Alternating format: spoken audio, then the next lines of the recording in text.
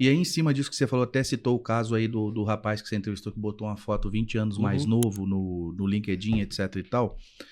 A gente sabe que, no fim, até a sua resposta está em evangelizar as pessoas, demonstrar que essa diversidade é importante, mas tem um ponto aí que as pessoas não controlam, Flori. Por exemplo, hoje a, a- os times de recrutamento, sejam de consultorias ou não, muitas das vezes eles usam aqueles bots, os robôs que ficam buscando, Uhum. seja no LinkedIn, seja em outras mídias sociais aí, profissionais que atendam aquele perfil. E aí, qual que é o ponto? Muitas das vezes o etarismo ou esses cortes de idade vem naqueles filtrozinhos que a pessoa coloca e vai ali. Como combater isso que é antes de chegar nas pessoas essa questão, e agora vi até uma ferramenta nova aí que eles fazem análise do perfil pela foto, etc e tal, que pode cair um pouco disso. Qual que é a dica como diretor de pessoas que você dá para as empresas olharem e auditarem essas questões aí, esses viés de algoritmo, falando só de ferramenta, porque de pessoas é treinamento, né, Flori? É isso aí. Vamos lá. Acho que antes de falar de viés de algoritmo e das pessoas, acho que a gente tem que voltar um passo atrás.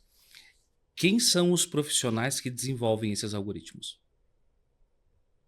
Existe uma diversidade geracional nos profissionais que estão desenvolvendo o algoritmo? Entendi seu ponto. Então, assim, esse é o primeiro ponto. Quem é que alimenta o algoritmo? Uhum, São pessoas ainda, né? uhum. Que estão alimentando o Sim, com certeza. algoritmo e que estão desenvolvendo um bot, por exemplo. Se a grande maioria das pessoas que estão desenvolvendo esse bot, esse algoritmo, são pessoas de uma faixa etária, vai existir uma tendência, inclusive, no desenvolvimento desse bot. Então, eu acho que ele começa antes. Né? O quanto que as empresas que desenvolvem, né, esses algoritmos e bots estão colocando um perfil de equipe multigeracional para tentar evitar um viés da própria ferramenta. Uhum, Eu acho que começa aí a uhum, discussão. Aí, se você for ver, é outra coisa. Eu estava vendo que a grande maioria das pessoas que utilizam, por exemplo, uma IA, um chat GPT, por exemplo, né, é a geração Z, né, e a geração Y. A quantidade de pessoas, geração X e Boomer, que utilizam o chat GPT, ela é muito menor uhum, comparativamente. uhum, Então, quer dizer que quem está alimentando, inclusive, um chat GPT são duas gerações. uhum. Entendi seu ponto. Então, a forma como a gente está gerando dados ou está alimentando a inteligência artificial Tá enviesando. tá enviesando já na própria inteligência. Uhum, Então, aí já é um pequeno alerta, um pequeno não, um primeiro alerta, né, de como é que a gente está desenvolvendo esses bots. E depois, como você disse, na hora do recrutamento, vai depender muito do que é a cultura daquela empresa, vai depender do perfil de quem está recrutando. Eu já vi situações de recrutadores analisando um mesmo perfil e perfil 50 a mais. Né? Tem um recrutador que, ao conversar com aquele profissional, vai ver que é aquele profissional que tem uma credibilidade. Né? O outro vai ver que é um profissional que vai ser engessado. uhum, Então, assim, vai muito de treinar realmente, né? E a gente incutir o que são os valores daquela companhia na hora da gente contratar. Te dar uhum, um exemplo lá da Abaco, do que a gente faz, né? Já falei que a gente não tem essa prerrogativa de perguntar a idade e tudo mais. E aí eu estava vendo esses números do mercado, né? Que até você trouxe um pouquinho deles, e tem um número que a força de trabalho no Brasil hoje, 50 a mais, representa 5% de toda a força de trabalho. Na área de tecnologia é um pouquinho mais, 7%, uhum. né? De toda a força de trabalho. Desses 7%, 50 a mais em tecnologia, 55% são diretores. Que é o que eu te falei, vieram na jornada dele lá de trás junto com... Exatamente. Só que esses 55%, 50 a mais, que são diretores em empresas de tecnologia, são os donos da empresa ou parentes do dono da empresa. Que loucura, hein, Flori? Então quer dizer que, inclusive, né, em cargos mais executivos de liderança, também existe esse viés. Uhum, Né, de que pessoas que vêm numa maturidade não são capazes de chegar numa diretoria. Imagina ser um desenvolvedor, uhum, por exemplo. Né? uhum, Então, assim, a gente está inteiro enviesado. Então, tem a ver muito com pitches, tem muito a ver com treinamento, com o que a gente espera, né? De mudar o mindset de quem tá buscando. Já escutei várias vezes em outras empresas de tecnologia chegar com um candidato, né? Apresentar o candidato, e aí o diretor ou o líder daquela área entrevista e fala: Mas por que você não me avisou que ele era velho? Que isso. Né? Mas por que eu tenho que te avisar Uhum. a idade dele? Eu estou te entregando a pessoa que faz match com a companhia, com os valores. Que está no job description. Exatamente, é isso que eu estou te entregando. Né? Então, acho que é um conjunto de coisas que a gente tem que trabalhar. E a questão da inclusão da diversidade, que você falou no início, nos últimos anos, ela está muito focada. Ela está focada na questão de gênero, está focada na questão de raça, né? E que é mega importante e precisa. Uhum. Né? Só que a questão do etarismo ainda não é algo, né, que as empresas estão colocando um foco, porque vai mexer muito com o mindset delas. Vai precisar ter uma mudança drástica na forma como eu penso. Então, assim, é mais fácil defender uma bandeira, né, do que olhar uma realidade e fazer algo por essa realidade. Uhum. Né? E o custo disso, Fleury, assim, para dentro das organizações, é algo que a gente consegue discutir de alguma forma? Quanto que você acha que é o custo de estar abrindo mão desses profissionais hoje nas organizações? Não só de tecnologia, mas de forma geral.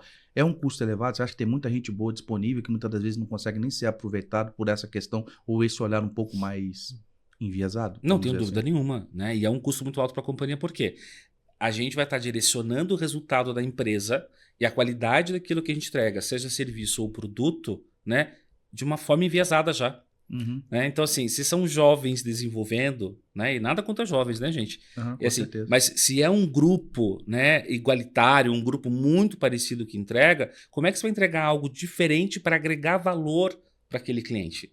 Então, assim, quando a gente fala de diversidade e inclusão dentro das companhias e pensando na questão geracional, é para quê? É para que a gente possa entregar um resultado com vários tipos de pensamentos, com vários tipos de olhares, de questões. Né? Que é aquela coisa, se eu quero um resultado diferente, eu tenho que fazer diferente. Uhum. Se eu faço o mesmo, eu vou entregar sempre o mesmo resultado.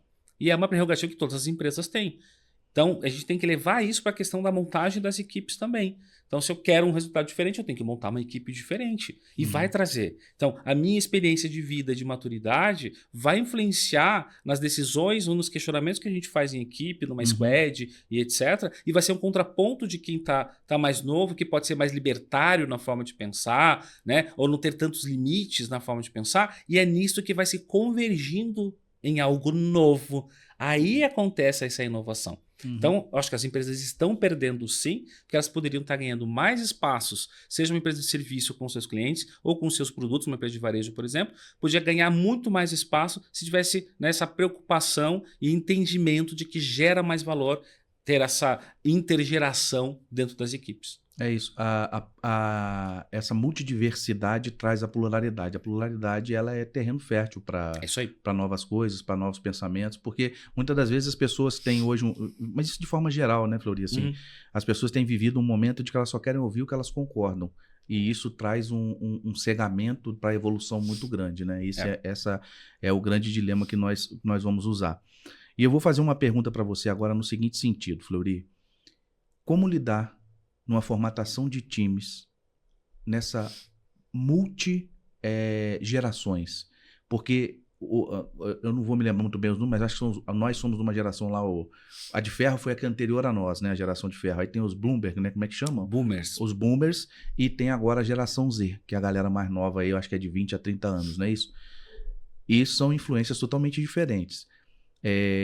Qual a dica que você dá pro líder técnico, pro profissional que está começando a enveredar numa área de gestão, e gestão, independente da área, seja técnica ou não, ela passa por esse olhar de pessoas? Qual a dica de ouro que você dá para lidar com essas multifaixas e o quão isso é bacana ter dentro de um squad, por exemplo, de desenvolvimento? Um menino de 30, um cara de 45, um cara de 50, etc. Outras diversidades, o quanto que isso é bacana. Qual a dica que você dá para esse líder que está numa jornada de construção, essa visão de diversidade aí? Eu não sei se eu tenho uma dica de ouro, porque às vezes dica de ouro parece uma fórmula mágica, né? Bala de prata, né? Bala de prata e tal. Eu acho que isso não existe, né? Uma bala de prata. Ainda mais hoje em dia, num contexto que a gente vive nas empresas. Mas acho que a principal dica que eu dou, não só para essa situação, mas para qualquer situações de gestão de pessoas, formação de times, né? É a nossa própria autorreflexão e abertura sobre as coisas. Né? Isso é muito complicado a gente trabalhar isso com as pessoas. São poucas empresas que trabalham esse tipo de discussão interna, mas é algo que a gente tem que abrir dentro da companhia. Só que não vai depender de uma área de pessoas, não vai depender de um líder, né? Vai depender de todo um conjunto. Mas, infelizmente, começa de cima, porque começa pelo exemplo. Uhum. Né? Então, assim, se a gente tem exemplos de CEOs, de diretores, né, que têm um olhar, um olhar diferenciado, eu ia falar, né, mas que pena que tem que ser diferenciado, mas tem um olhar, né, de que a gente ganha com essa pluralidade, as outras camadas hierárquicas dentro da empresa vão seguir aquele exemplo. Agora, se você é um líder que já acredita nisso, muitas vezes se coloca como, eu não posso influenciar o meu diretor que não pensa da mesma forma. Então, aí eu acho que está uma dica importante. Pode e deve. Uhum. Ainda existe dentro das companhias muito essa questão da hierarquia como dever e obediência. Né? Por mais que a gente tenha evoluído, isso ainda está incutido na gente também. Deixa eu te dar um exemplo. Esses dias a gente estava fazendo uma roda de conversa sobre feedback, né? E as pessoas me falavam, mas como que eu vou dar um feedback para o meu gestor? Como se fosse uma coisa impossível. Né? Por quê? Porque o feedback é visto como uma arma do diretor, Sim. né? Ou do líder. Né? Ou uma só arma. negativo. Exatamente, né? É uma arma. Eu estou correto, a arma aí, né? Eu estou correto, estou dizendo que você é isso, você é aquilo, você deixou de fazer. Então, o feedback é visto como dessa forma. Então, assim, eu não vou apontar uma arma para o meu líder, senão eu vou morrer. Né? Uhum. Então, acho que tem a ver um pouco com isso também, com essa questão de que eu acredito que eu não posso influenciar o outro. E de que forma que eu influencio o outro? Com as minhas próprias atitudes. Então, perceba a sua própria atitude. Acho que a dica é essa. Né? Você está preterindo uma pessoa a outra por algum tipo de viés ou de preconceito? Se for, se autodesafie. Uhum. Eu acho que essa palavra pode ser legal, essa expressão, né? Me autodesafiar. É aí que a gente começa um processo de mudança, né? Minha e depois, quem sabe, influenciando outras pessoas também.